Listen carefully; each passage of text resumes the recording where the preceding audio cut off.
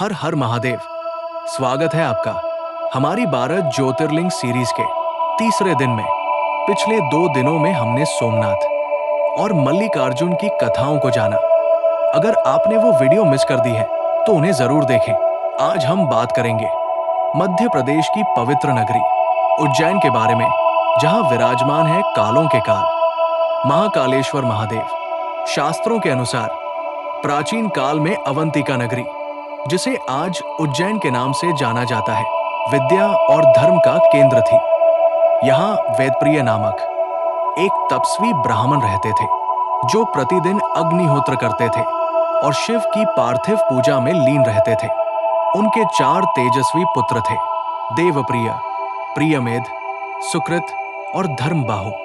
उस समय रत्नमाल पर्वत पर दूषण नाम के एक शक्तिशाली असुर का राज था। उसे ब्रह्मा जी से वरदान प्राप्त था, जिससे वो अभिमानी हो गया था।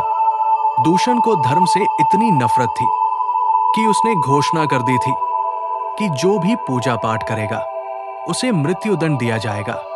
उसने चारों दिशाओं को जीत लिया और अंत में अपनी विशाल सेना लेकर उज्जैन पर आक्रमण कर दिया।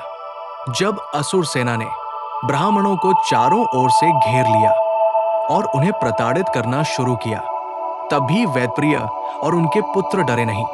उन्होंने अपनी आंखें बंद की और मिट्टी के शिवलिंग के सामने ओम नमः शिवाय का जाप करते रहे।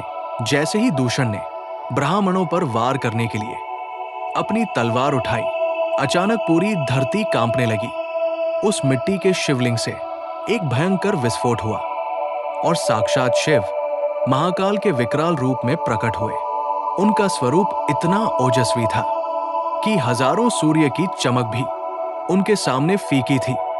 महादेव ने गर्जना करते हुए कहा, मैं दुष्टों का नाश करने वाला महाकाल हूं।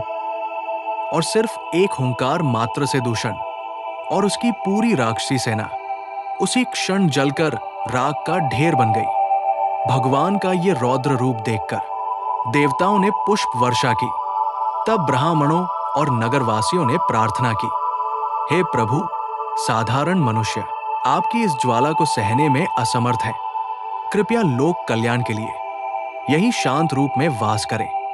अपने भक्तों के प्रेम के वशीभूत होकर महादेव उस गड्ढे में ज्योतिर्लिंग के रूप में स्थापित हो गए, जो आज महाकालेश्वर के नाम से जाने जाते हैं।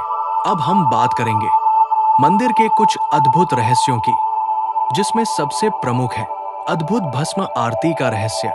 महाकालेश्वर मंदिर का सबसे बड़ा रहस्य यहाँ की भस्म आरती है।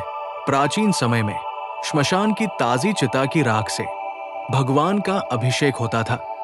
हालांकि अब इसे कपिला गाय के गोबर, शमी, पीपल और अन्य जड़ी बूटियों से बनी भस्म से किया जाता है। कहा जाता है कि जो इस आरती के दर्शन कर लेता है, उसकी कुंडली के सभी दोष कट जाते हैं। दूसरा रहस्य उज्जैन के असली राजा। लोक मान्यता है कि उज्जैन के राजा केवल महाकाल ही है। इसीलिए सदियों से ये परंपरा है कि कोई भी राजा, मुख्यमंत्री या बड़ा पदधारी व्यक्ति उज्जैन की सीमा के भीतर रात नहीं गुजारता। पौराणिक मान्यताओं के अनुसार अगर कोई शासक यहाँ रात रुकता है तो उसे अपना सिंहासन खोना पड़ता है। तीसरा रहस्य 3 स्तरों वाला मंदिर। महाकाल मंदिर 3 खंडों में विभाजित है। सबसे नीचे महाकालेश्वर, बीच में ओंकारेश्वर और सबसे ऊपर नागचंद्रेश्वर विराजमान है। आपको जानकर हैरानी होगी कि नागचंद्रेश्वर के दर्शन साल में केवल एक बार नागपंचमी के दिन ही होते हैं। चौथा रहस्य दक्षिणमुखी ज्योतिर्लिंग का विज्ञान। 12 ज्योतिर्लिंगों में केवल महाकालेश्वर ही दक्षिणमुखी है, जिसे तंत्र विद्या और अकाल मृत्यु से मुक्ति के लिए विशेष माना जाता है।